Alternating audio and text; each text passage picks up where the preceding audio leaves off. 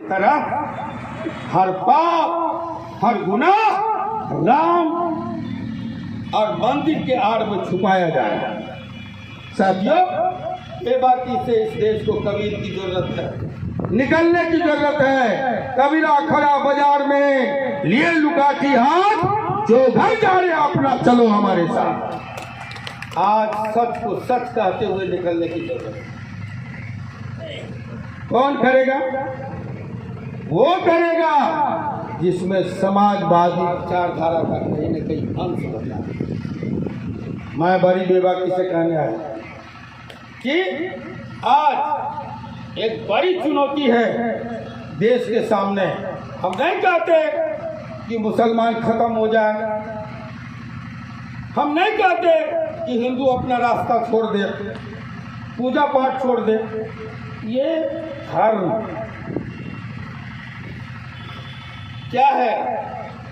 धर्म है मोक्ष का मार्ग, धर्म है ईश्वर तक जाने का रास्ता।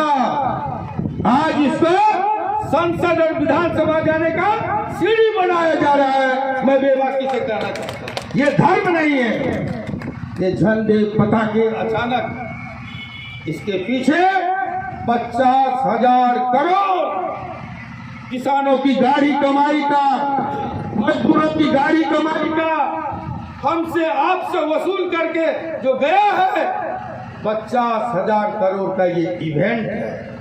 जैसे शादी का समारोह, ये इवेंट है। हर मंदिर में आप जाके पूछिए, अगर आनंद मोहन गलत कर रहा है, हर मंदिर में दिए पहुंचाए गए हैं, हर मंदिर में आपको ये पताके पहुंचाए गए हैं। ये क्या हो रहा है? अचानक बड़ी धर्मावलंबी लोग पैदा हो गए।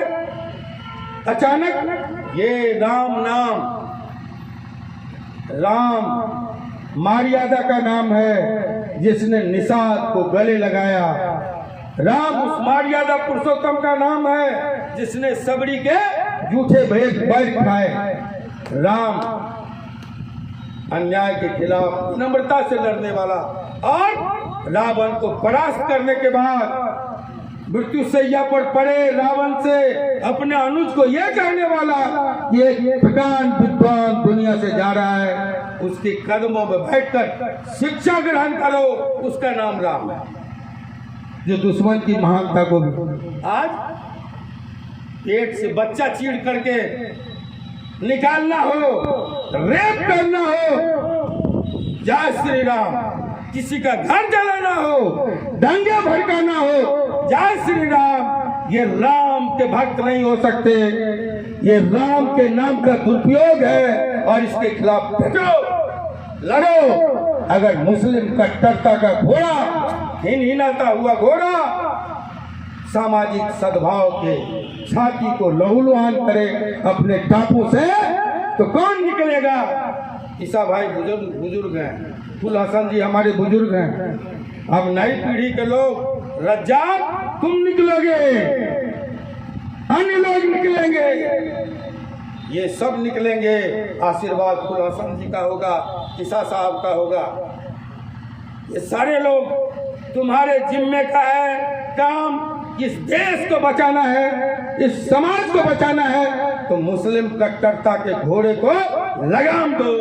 और अगर हिंदू कट्टरता का घोड़ा, हिनहिनाता हुआ घोड़ा सद्भाव की छाती को रौंदता हुआ निकले, तो काम है कि हम ये अकेला जी, जदुवंश भाई, हम सब का आशीर्वाद रहेगा, साथ रहेगा। लेकिन नौजवान निकलेंगे, पंकज जो मुखिया भी है, नौजवान निकलेंगे, भाई नीरज, ऐसे तमाम लोग निकलेंगे और उस कट्टरता के घोड़े को लगाम लगा के घुड़साल में कैद करने की जरूरत है। वरना देश नहीं बचेगा, समाज नहीं बचेगा।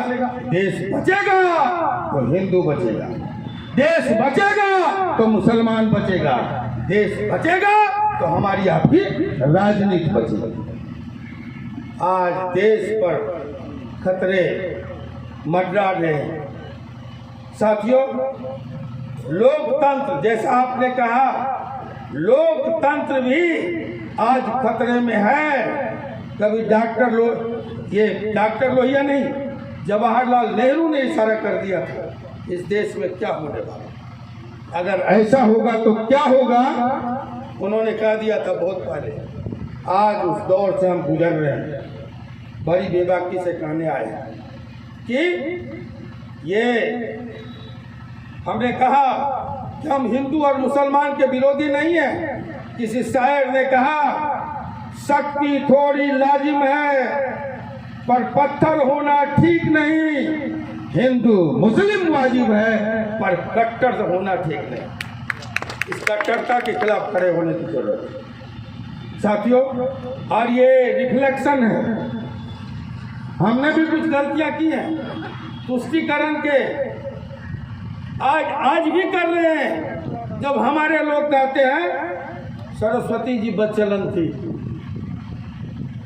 जब हमारे लोग कहते हैं मंदिर बनाने से क्या होगा, अस्पताल बनाओ, जब हमारे लोग कहते हैं कि दुर्गा जी को गालियां दी जाती है, जब हमारे लोग तुलसीदास को गाली देते हैं, आपको मैं इसलिए कह रहा हूं कि आप हमारी बात को वहां तक पहुंचाइए। हमारी संवादहीनता है ठाकुर के कुएं के बाद। आप जब कहेंगे तुलसी दुबे तो साथियों एक संत का अनादर होगा। आप किसको मानते हैं तय कीजिए कि अगर आप जेपी को मानते हैं, अगर आप आचार्य नरेंद्र देव को मानते हैं, अगर आप डॉक्टर लोहिया को मानते हैं, तो मैं कहता अगर आपकी स्टीयरिंग कमेटी में, कोर कमेटी में आनंद मोहन होता तो मैं रोकता। हम उन लोगों में से नहीं हैं कि भड़का के नेतृत्व को चमचागिरी करके, भांजगिरी करके गलत राय दे दे सिर्फ राज्यसभा जाने के लिए, फिर एमएलसी बनने के लिए। साथियों हम बेबाकी से इस बात को उठाए। आप जानते हैं धर्म भीरू है भारत। यहाँ आकर के मार्क्स फेल कर गया। मार्क्स अध्यात्म के खिलाफ था, धर्म के खिलाफ लिखा था धर्म हफीम है। जब वो यहाँ आया, आज एक भी कम्युनिस्ट बताइए जो देवघर नहीं जाता, जिसके घर में तुलसी का चोरा नहीं, जिसके घर में जब वो जाता है गृह प्रवेश में तो सत्यनारायण की कथा ना हो।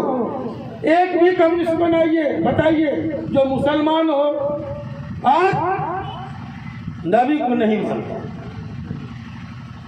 कुरान को नहीं मानता, मस्जिद नहीं जाता। एक भी सोशलिस्ट और कम्युनिस्ट बताइए ये भारत। तो अगर हमको मस्जिद से परहेज है, अगर हमको रसूल से परहेज है, नबी से परहेज है, पैगंबर साहब से परहेज है, कुरान से परहेज है, तो हमको कुरान को मानने वालों से भी वोट नहीं मांगना चाहिए। तब दिखाना चाहिए हिम्मत। अगर हमको मंदिर से परहेज है, अगर हमको रामचरितमानस से परहेज है, अगर हमको सीता ये सरस्वती बच्चलन है और दुर्गा बैकवर्ड विरोधी है, तो दुर्गा को मानने वाले, मंदिर को मानने वाले, आपको रामायण को मानने वाले से भी वोट नहीं मांगना चाहिए। कहाँ जाएंगे बस भाई, हम आप कहाँ जाएंगे, किससे वोट मांगिएगा?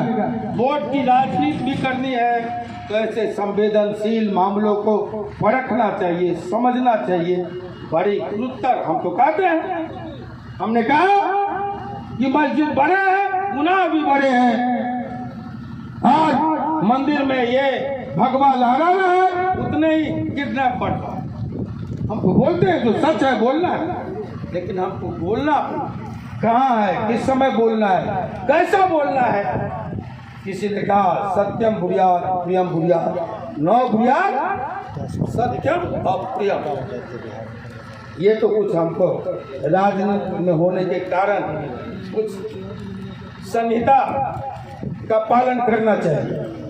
समाज को देखते हुए मैं बहुत भाग गया, बहुत बातें आगे बढ़ गई।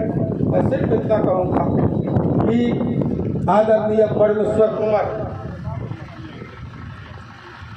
इस क्षेत्र के कोसी के कुशल चिकित्सक थे।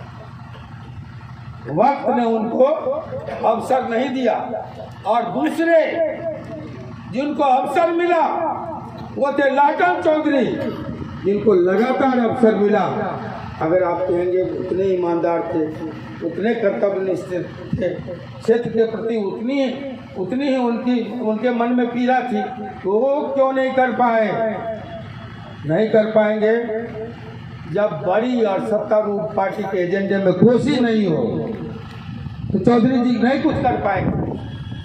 तब उनका जो लीडरशिप था उनके एजेंडे में कोसी नहीं था, जिनके एजेंडे में कोसी था उनको वक्त नहीं। साथियों, इसलिए